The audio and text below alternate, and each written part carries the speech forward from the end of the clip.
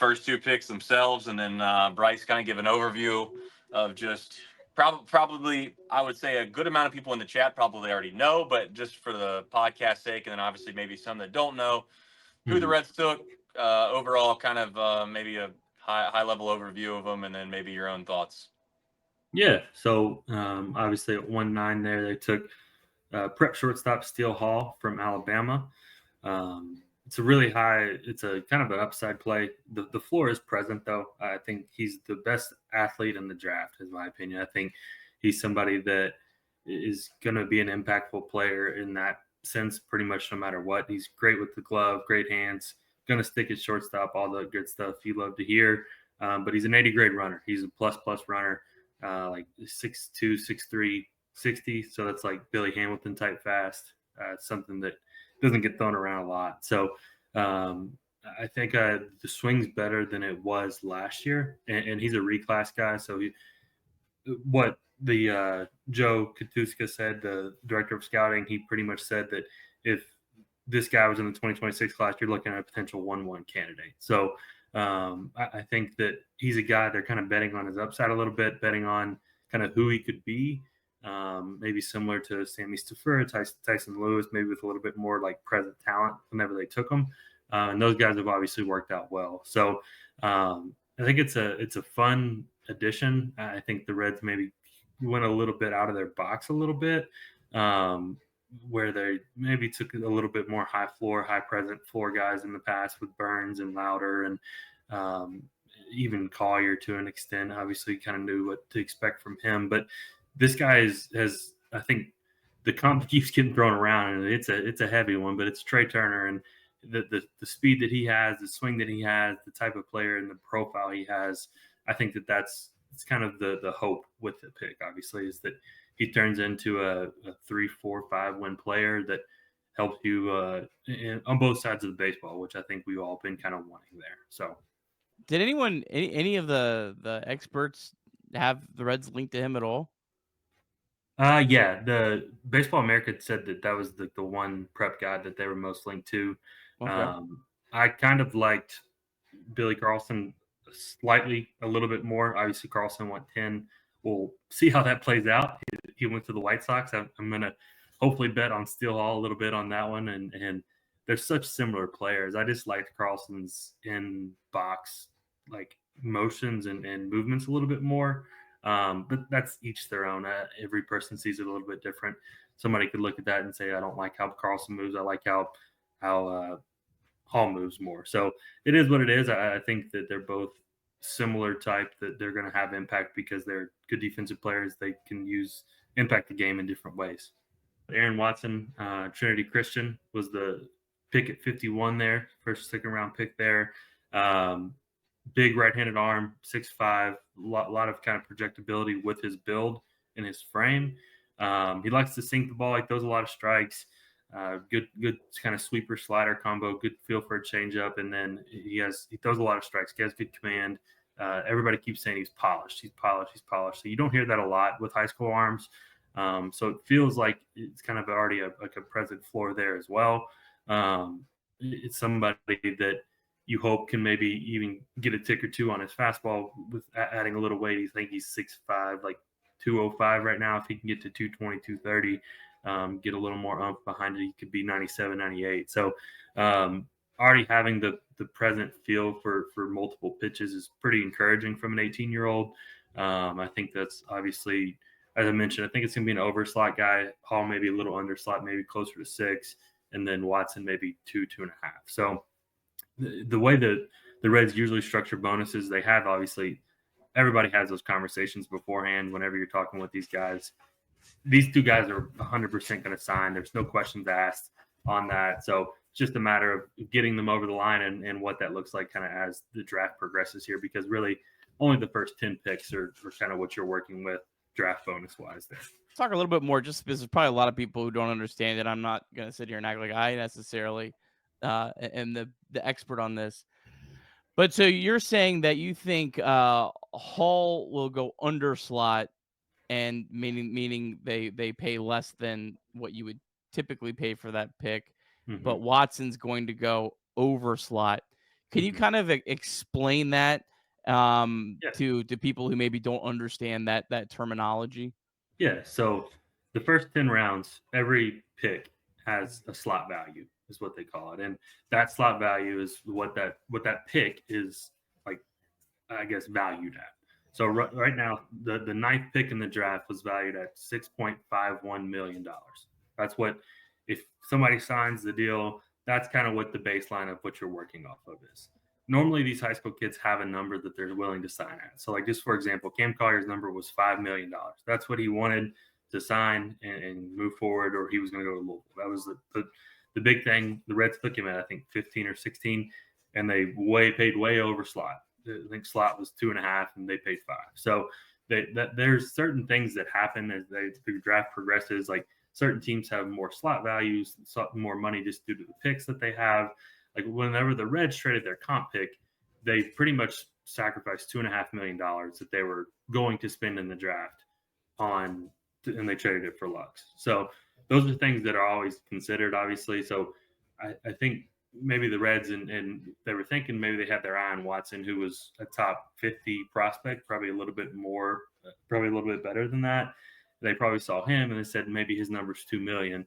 If we can get Hall a little bit under slot and get him over slot, then we're getting two guys, maybe two top 40 prospects for those two picks in our top 50 picks there. So it's a lot of it's not really math, but they have to think about those things, obviously. And guys have their values. And Watson's committed to Florida. He can go to Florida for 2 or 3 years and be a great pitcher and potentially go in the first round again. But I think those guys, the Reds are pretty savvy about those things, that they're going to sign both those guys 100%, and we're going to move forward there. So definitely, just you have to kind of know those things kind of in the back of your mind.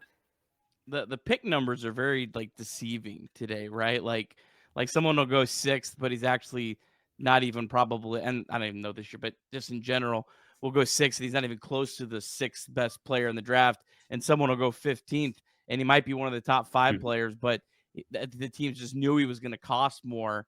And it's not like one team. I think a lot of people might get the misconception that, if a team is going under, well, they're being cheap.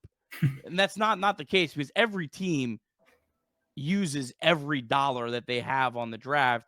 It's just basically, how do you want to allocate it? Do you want to go more all in for a player or players at the top, or do you want to kind of spread it around more? And a lot of it, Bryce, correct me if I'm wrong, is your conviction in these players. So if, like, you're looking at 4 different players and you're like, I don't really see the difference between them all, let's take the guy that's the cheapest, because we might later on be looking at 4 different players. We really love the guy that's going to cost the most expensive out of that group, so we want to kind of burn our dollars there, right?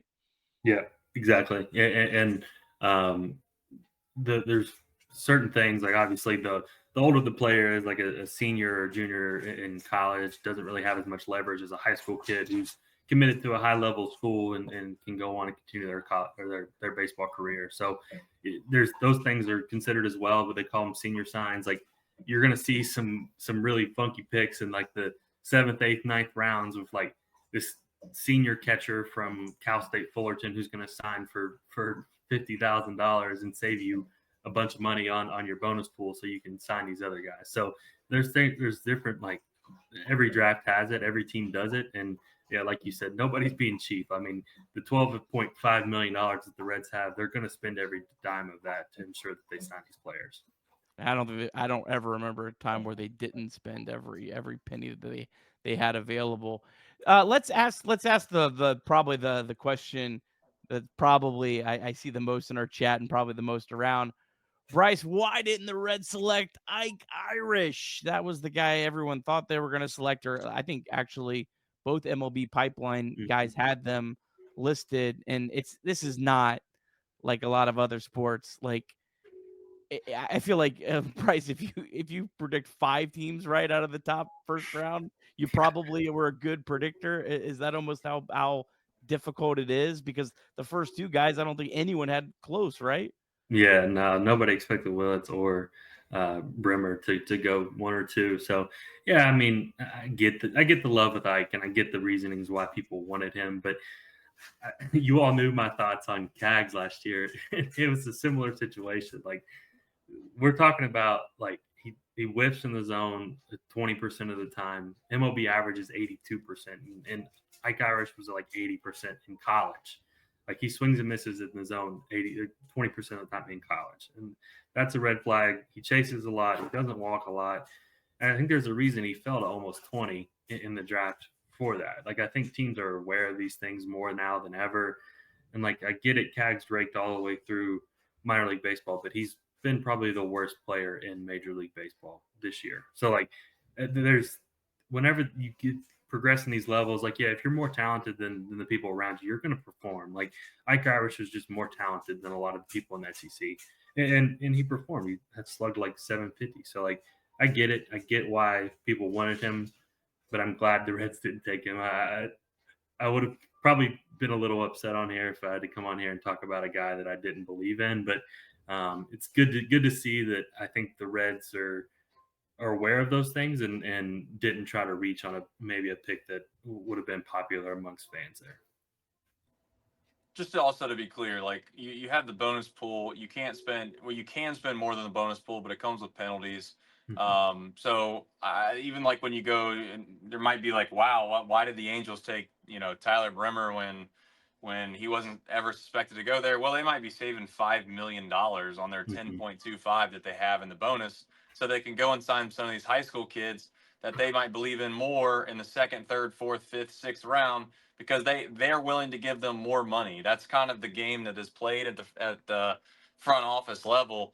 I guess my question philosophically is maybe a bigger question than just who they took, because I don't know, and I'm not trying to suggest you don't know, Bryce, because you do a lot more research than this than I do. But I'm sitting here trying to predict whether Steele Hall is going to work out for the Cincinnati Reds in 2029 or whatever hell year he ends up being up here, if he ever does make it, and if he doesn't get traded before then, is a really tall tale and a difficult ask.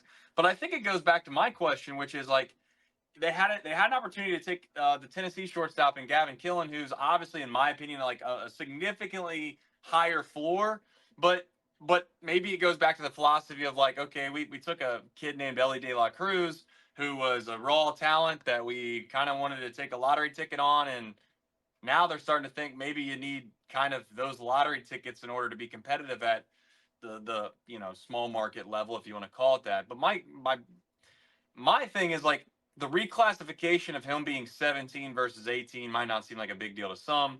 And I get you have 5 years, I think it is, until they get to the Rule 5 draft, because he's under 19 years old.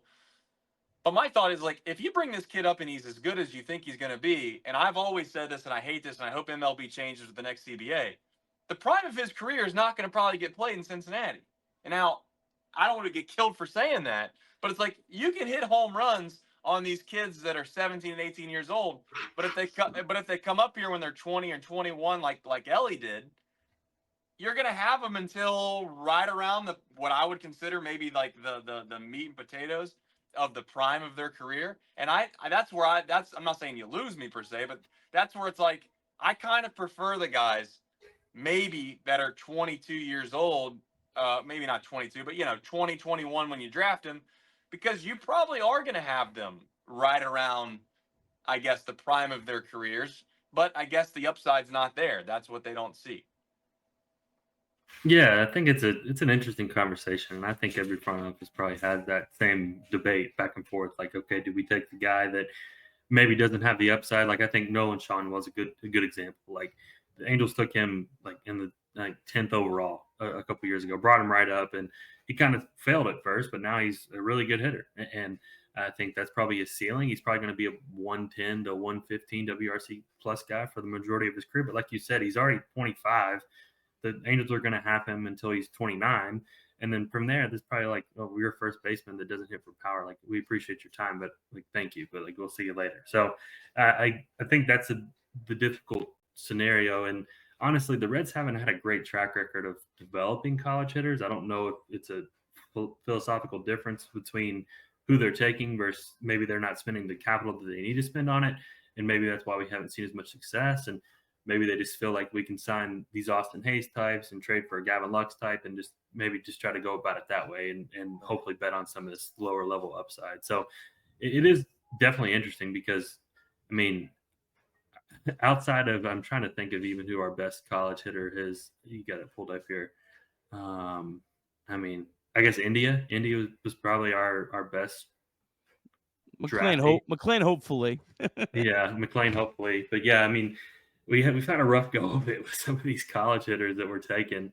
So I'm hopeful that maybe they found something that's kind of like their niche with these high school kids. Like Tyson Lewis looks good, Sammy Stafford looks good. Obviously, you mentioned Elly and the success they've had there. So maybe they just feel like if the guy's got the tools, we can kind of teach them some of the refinement. And if we just can't get them to the ceiling if they're a college guy, I don't know. It's definitely an interesting conversation. The most recent college draft picks. So Sirota got traded, obviously. Peyton Stovall, who's really struggled so far. Connor Burns really struggled so far. Logan Tanner struggling is an understatement for him. Cade Hunter struggled. Matt Nelson, Jose Torres, Ruben Ibarra. The fact that Ruben Ibarra has probably been one of the better ones is probably concerning. Who else? I'll keep going on the list here. Avon Johnson. India. Dude, I was so bought in on Brent Spillane. He hit like 25 home runs his junior year at Illinois. I thought he was the next Adam Dunn. He struck out like 45% of the time. Yeah, but I mean they have had some a pretty decent success here with some of the the high school ones, especially Collier and Stewart both look really good right now. Tyson Lewis looks really good. So yeah, and that's a good point about they have not hit a lot. But you know what? I was doing a little bit of research earlier, Bryce, and I don't I wasn't fully invested in this, but I read something about how college middle infielders has been like the least successful drafted group of players. Yeah, I mean, it makes sense. I'm trying to think back. Like, I mean, last year, obviously, you can't really judge anything. Weatherholt and Bazana were the two early ones. Those two look pretty good. Weatherholt's in AAA. So, but yeah, I mean, I don't know. It's such a hard. The MLB draft is it feels like such a crapshoot just year to year. I mean, outside of like the first like 10 picks, you're just like, if this guy turns out to be like a decent player, like that'd be awesome. like obviously we knew what we were getting with Chase Burns. We knew what we were getting with Rhett Lauder. We knew what we were getting with some of these guys we've picked high, but like hopefully we're not picking high anymore. Hopefully we're having to dig deep into these conversations where we're like, well, should we have taken this guy who might be a decent player in the future, or should we take this guy that's got more upside? So like it's really tough, and I think they did the right thing last year taking Burns, even with hindsight in kind of in the picture here. I feel good about him and kind of the trajectory he's on versus some of these other bats outside of maybe Kurtz. Obviously that one stings a little bit, but he was my number one player, and then I kind of backed away because of shoulder injury. Now he's got like 19 homers in the first half of the year. MLB draft's wild, man. You can you could screw up your first 9 picks atrociously, like none of them hit, but the 10th round you go out, you draft a superstar, like the Tigers got like Scooble at the 10th round, and like it's the greatest draft class ever. Like you hit the one guy that ends up being a Cy Young winner. So it's a weird sport. I guess it makes it kind of fun and interesting. I think there was any chance, Bryce, that, and I was thinking this when it kind of kept coming down, and I think that the panelists there when they were doing the draft suggested that there was a chance that I guess that they felt like a lot of these shortstops 6 through 12 where you could argue they were all one's better than the next. There wasn't maybe one guy that stood out there. Did you think there was a chance that they were going to take Jamie Arnold at all? Like, and I know that seems like I get the fan base would have gone absolutely apeshit. Like the fan base would have been absolutely gone crazy. But like you have a chance to get a college left-handed arm. Yeah. It's like maybe what the third, fourth would have been like the 6th arm of the draft. Was it? Did you even think it was a possibility or no? Yeah, when Arnold fell, so I think Joe Doyle, he had all the picks before, like 5 minutes before everything, but he put out that the Blue Jays were going to take Arnold, and I was like, well, I thought the Reds were going to take him if he was there. Like I really did. I thought that if one of the three big left-handed arms fell, that the Reds were going to take him, but they ended up not. I was surprised, really. All right, Bryce, tell us about our 3rd round pick. Yeah, it's an interesting strategy. We'll go with that. He is a reliever, like full on. I don't think that he's anything else but a reliever. He throws extremely hard. He's 98, 99. Got a really good cutter, really good fastball, really good slider. The command is a little shaky. He was a lot better this year, cleaned up his command a lot. But I almost wonder, the Reds have never done this, at least to my knowledge, but I wonder if this is a guy that we could like legitimately see this year. I was about to ask. But like it's that good. Like the stuff is that good. Like he's legitimate. I think he struck out 78 guys in 54 2/3 innings. He walked 21, gave up 45 hits. So it's a little bit of an elevated whip. You would like to see it from a 3rd round pick, but like I think he's a guy that he gets a lot of ground balls, but I just don't know where the next step is for him. Like, do they see him as a starter? He's already 21, about to be 22. Like, is this something that they want to try to develop, or is this just the guy that are like, we know who you are, we know what you are, you're going to be a reliever, and we're just going to ride you through the system. So like, they've had a lot of success with some college arms, college relievers. Simon Miller is a guy I really like in the system. He was a college reliever. He was pitcher of the year in his conference, and he's pitched really well throughout the minor leagues. Obviously, that's not this guy's level of stuff. Simon Miller has a little bit worse stuff than him, but they definitely aren't afraid to do it. So I don't know. It's an odd one. I don't know how to feel about it yet, but you can see why they are intrigued by him, why they like him. He's just outside the top 100. He's probably an underslot guy. They got to pay these other 2 guys that we talked about already. Maybe it's just something they feel like they can take a chance on, and the floor is there with him being a bullpen arm is kind of my thought process. Reds have had a brutal run too with these college pitchers that weren't the top ones. They just have all gotten hurt. Right? I mean, Holman got hurt. Who's some of the other? Yeah, they've had a really just brutal stretch of like injuries of those level guys. So what's left on? Is there one more pick tonight? No, that's it for tonight. And then tomorrow they'll pick up. They've got 114 starting tomorrow. I think they'll finish out the comp round, the 3rd round comp round tonight. And then I think they'll be done after that. Is there anyone like left on the board that you're really intrigued with? Let me look through it real quick. Mason Neville is a guy that I think is going to end up, he's probably going to go back to school. Jack Bauer is probably a guy that's going to go to school. Those are 2 high school arms. Jack Bauer throws 103 miles an hour. He's left-handed. He's wild, but yeah, I don't think anybody's willing to take the risk on him. Most of the guys like high level left are high school guys. Corbin Dickerson's a guy I really like. Hopefully we can pick him up later on. He's a kid from Indiana, played at Trinity in Louisville, Kentucky. But he's a really good player, outfielder.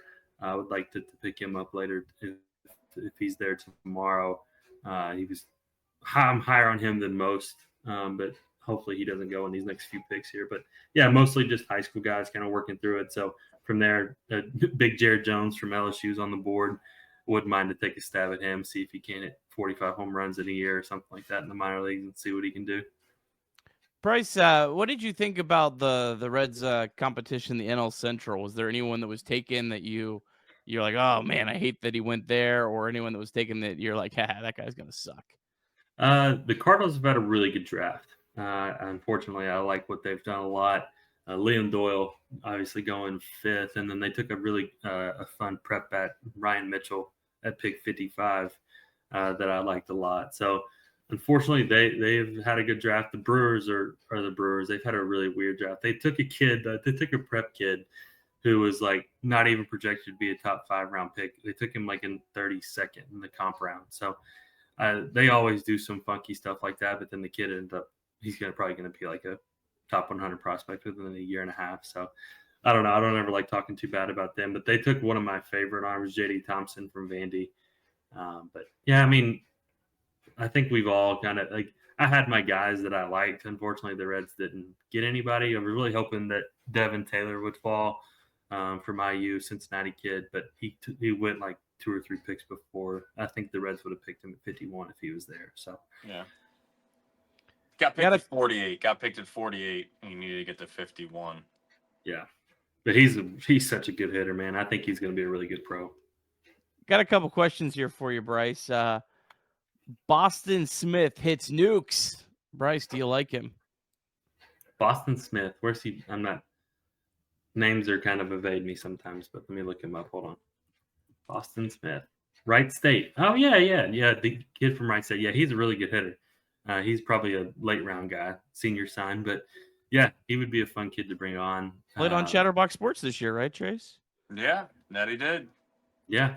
No, he's a very, very good hitter.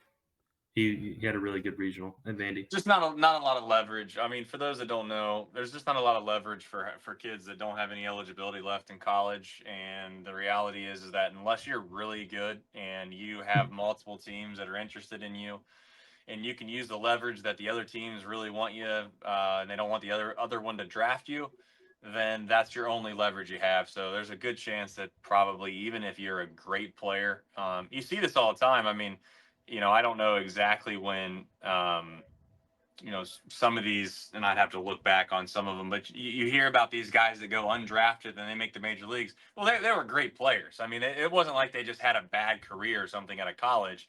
They were great players. They just didn't have leverage. So, and to be fair, sometimes it's better, Bryce, for a player to kind of act like they don't want to get drafted late. At least it did at one time. I don't know anymore, but pre-COVID, just so you have the plethora of options to be able to sign as a free agent. So, we'll see. Doesn't mean that you can't pick up a diamond in the rough late.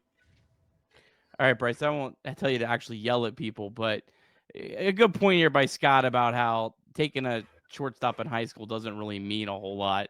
I mean, they might stick as a shortstop, but every decent player and athlete plays shortstop in high school, right?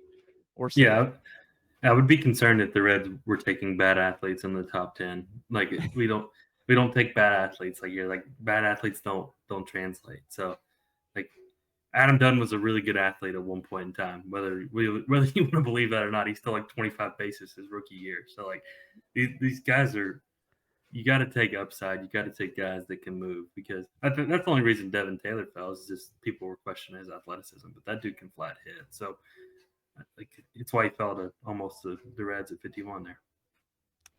Any chance the Reds draft UC Bearcats outfielder?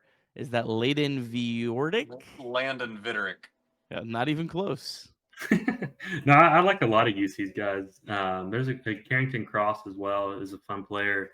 But yeah, I hope the Reds are able to bring a couple guys there. UC had a really good year, and funny enough, the pitching coach I had in college, he is the recruiting coordinator at UC now, Taylor Sheriff. Shout out to him. He's doing big things. So recruiting well, and UC baseball is on a really good track right now. So happy to see that. Yeah, I hope we're able to bring people on there. No Wake Forest and LSU pitchers this year? I thought they were going to take Anthony Evanson here in the second round, but he's a good pitcher. He's from LSU. He's still on the board, I think. I love Quentin Young. That's Dimitri Young's nephew. Oh yeah? Yeah.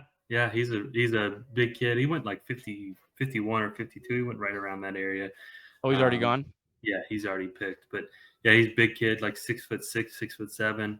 I think he's going to have a really nice career. He was one of my favorite players that I was able to look into and look through. But yeah. Also a shortstop. Quentin Young, also a shortstop. At 6'6".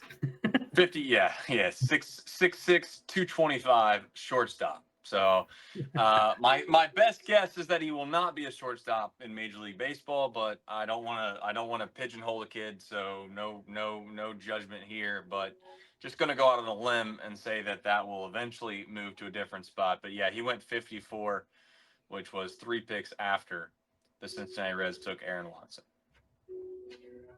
He has a lot of concerns there, but yeah, good player. All right, Bryce. Trace, unless you have anything else. Bryce, final thoughts here. Give me a grade for the Reds' first three draft picks. What do you like the most? What are you concerned about the most? All right. I'll go B minus. I'm a little concerned about just kind of. I like having guys that I feel like confident in that are going to be like major leaguers, like 100%. I'm a little worried about that with two prep guys to kind of start the draft, but I do feel good about the talent that's present there. So I think that there's always concern whenever you take prep guys, but I think they did their homework. They feel good about these guys and what they're able to provide. Things I really like about the draft, I think there's some present upside there. I think both guys that they took, Steele Hall especially, is somebody that you kind of dream on a little bit.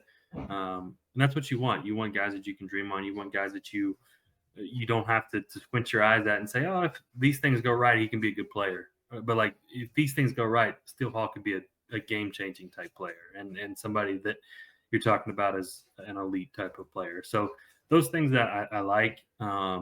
I'm interested to see what they do with the kid from Ole Miss. I think that there's some really interesting thought process there because if the Reds need help, we know that in the bullpen. If Mason Moore says, "Hey, I'm willing to take the ball," let's see what he's got. I don't know.